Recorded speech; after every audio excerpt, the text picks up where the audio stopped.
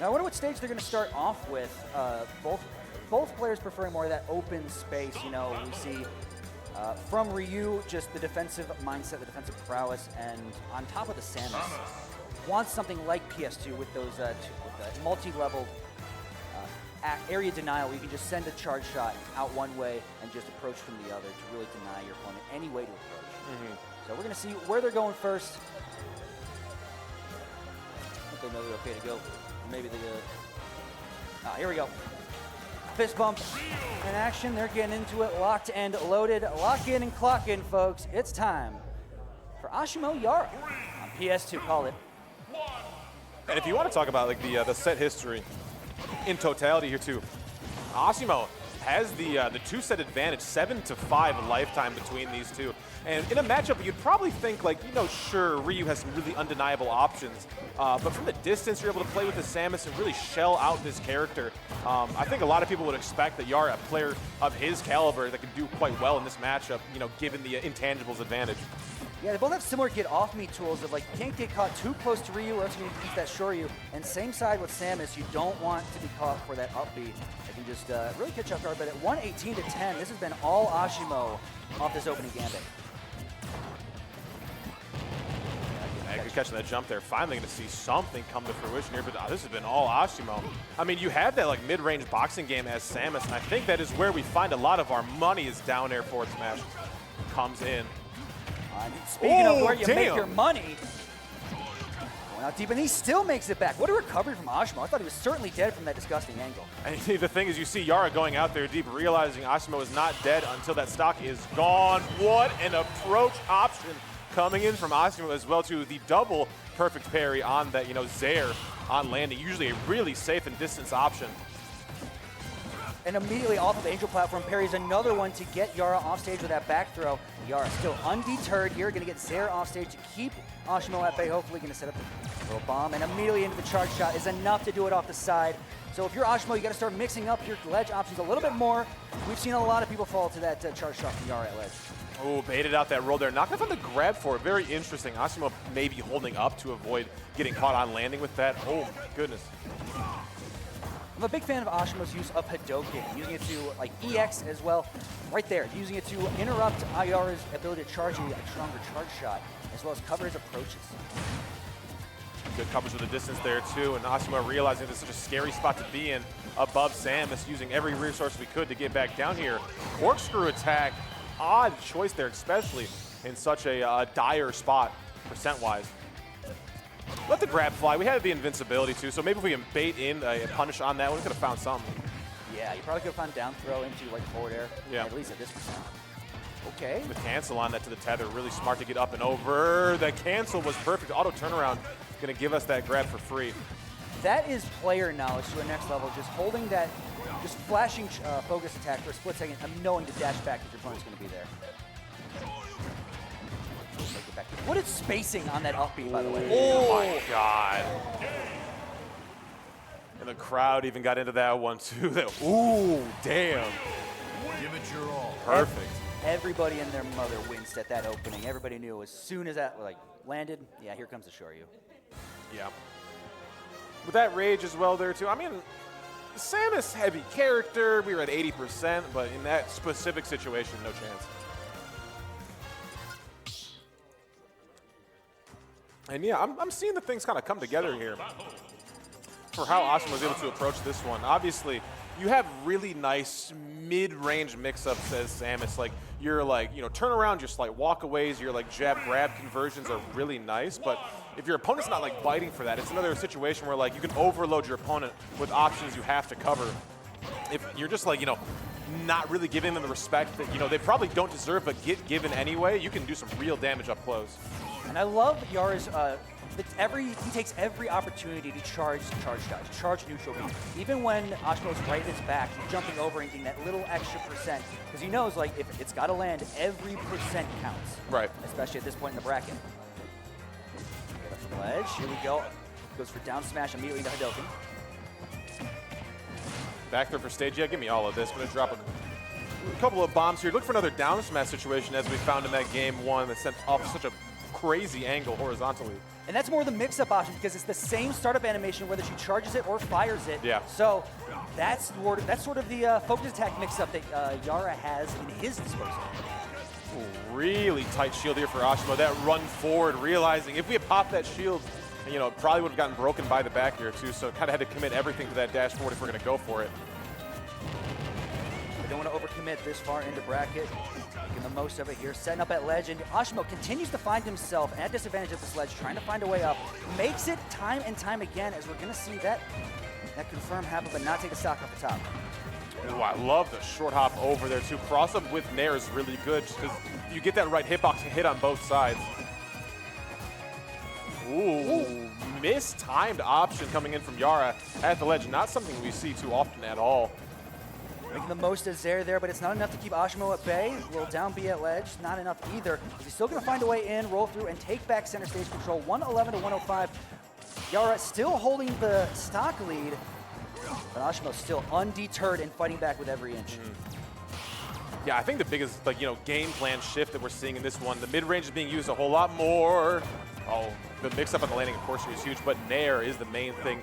Any approach that has been put out by Asimo has been stuffed out completely by that move. Night and day difference here from Yaura for this game. Got a 3-stock-1 lead, and already looking for Asimo. Land these EX Hados off stage. Just build any X% you can. Oh my goodness, the empty land back over was so nice as well. It didn't lead to anything, but that's what I love about Yaura. There are so many very minute things as the down smash takes that Yaura does in the game plan that doesn't really show up in a percentage or a knockback way, but it is so sick to see. No, it's like that utility. It's somebody that does the intangibles. It's the intangibles of any kind of neutral interaction. Able to keep your opponent guessing on whatever you have at your disposal, from animation startups to these extended combos we're seeing off the top here from a couple up airs finished with an up. Yeah, I think two players that, if you strip away the characters and their abilities, two players that play in, their slight dash back, dash forward range, that they really want to bait in their opponent with a threatening movement forward and backward. From a Shoto to a zoner, yet they still play like two sides of the same coin script. Sure. Jump over very smart, yeah.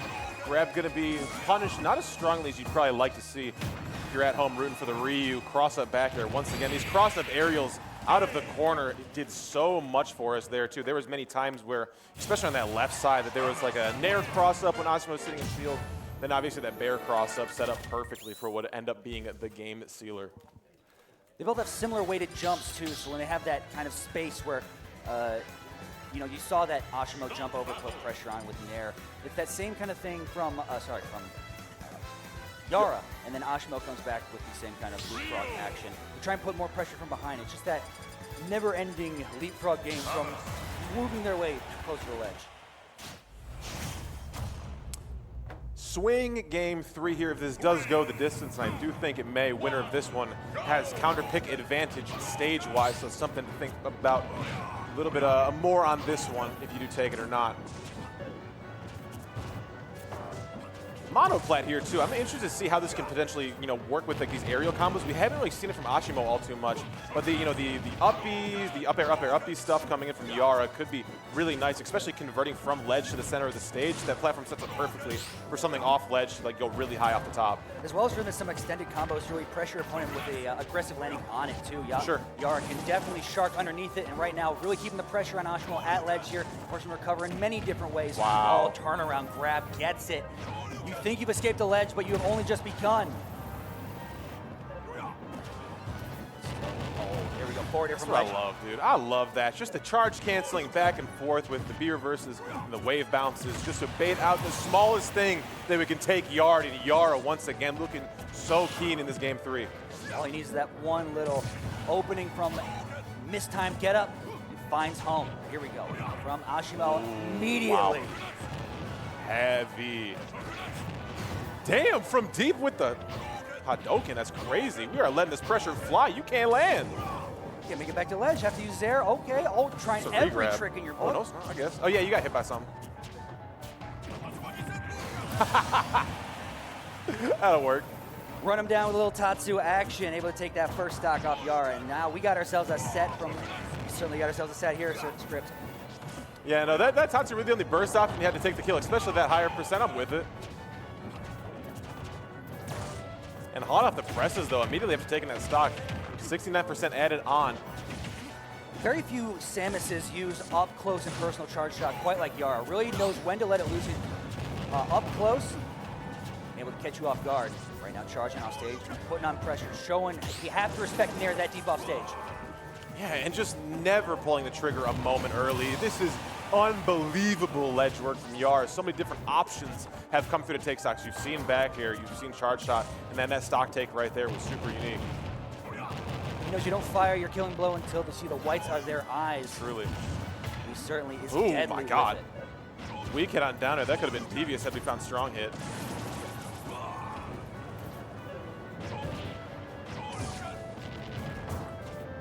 Let the forward air fly a little bit early, giving Asimo a little bit of room to walk on that ledge, and walking down now is Asimo. Yaura finding a reversal of situations on the other side of the stage. My goodness, the conversion failing Asimo once, and then letting a rogue option fly with a Shoryu once again on that platform. Yaura realizing Asimo kind of floundering there, so we can just calm down, let the up smash fly. A noticeably unreliable move for Samus, but it came through in the moment there. Yeah, and typically the always reliable Asimo just unfortunate little drop there onto that Shoryu conversion. And Yaura able to capitalize, like you said, with a move that we don't always see Samus use the most, but it's an emphatic way to finish a game. We will see what game 4, I should say, has for us here too. Going back to Hollow Bastion on this one. Yeah, I mean, it's a good stage for Asimo, I get it, but Yaura did so much work on that platform. Especially there's a bunch of, up air, up B conversions as I was talking about before that third match. I think the name of this game, though, still comes down to how does Asimo get around ledge play? Because right now we're seeing just eats way too much damage here at ledge, but there's not much you can do if you're Asimo. Your options here are limited. And finally, sometimes you got to force your way through. And Corkscrew's just been mauling Asimo. Anytime we get close, that option is being ripped. It's missed a few times. We've died for it once in the set already, but the value we've gotten for it, I mean, I'll take the stock drop and another crazy opening for Yaura. It's just old reliable after old reliable. The classics, if you will, continues to play from charge shot to screw attack. Ooh, not able to get at the shield easily that time. Asimo finally able to capitalize with a stock take. And again, no extra credit being put on by Yaura after taking a stock, 30 seconds prior? Yeah, and you have that time and space to really maximize your lead, and that's just damage kind of left on the table. Great job from Asimo staying elusive and not overextend, and finish that stock from the aerial. Shoryu, down tilt from Yaura. Oh, immediately interrupted. These two are scrapping script. Back at ledge. Up tilt not going to find its mark there too. An option that can be used at ledge, but probably one of the more laggier middle options that we can do at ledge. Yaura looking uncharacteristically antsy in that interaction there too. Asimo did a ton of work to bring this one back. My goodness, we can see the same ledge pressure. Not going to see the same Hadouken stalling. More, Ashimo's ledge play seems to be more in catching roll-ins and jump-ins specifically from Yaura, able to really gauge what he wants to do, and anytime he wants to force back center stage, he's there with the grab. But there's Yaura with that up air again, and a deep charge shot lands, able to bring Asimo to his winner side stock potentially. Wow, dang, that forward air backwards canceled out that charge shot. Lucky he didn't take a cool 20 some odd % for that one. That could have led to way more as well. Forces out that double jump there too. Asimo stays at bay after that one had let rip. Realizing that jump is committal. If we go forward on it, Yaura wants that. They're battling for control of the center platform. As now the Tatsu's going to land. He's going to that tether back to stage. And oh, great timing catching that get up from ledge, the down smash. Forward air over, yeah. The auto turnaround going to help out a lot for that. Not even Shoryu, just up smash for that one. It feels like when we are a stock down as Asimo, we really lock in and not take this percent. But when it's even footing, I don't know, the switch flips in the mind of our Ryu friend here too. We're able to take these trades. Well, this is what you're looking for if you're Asimo. Those up air strings. You got a lot of damage out from the last time. Yaura with the back throw to get him at ledge. Still fighting through, able to catch these landings time and time again with the grabs. He can make it good. EX Hadu. Oh, look, perfect parry. Not much.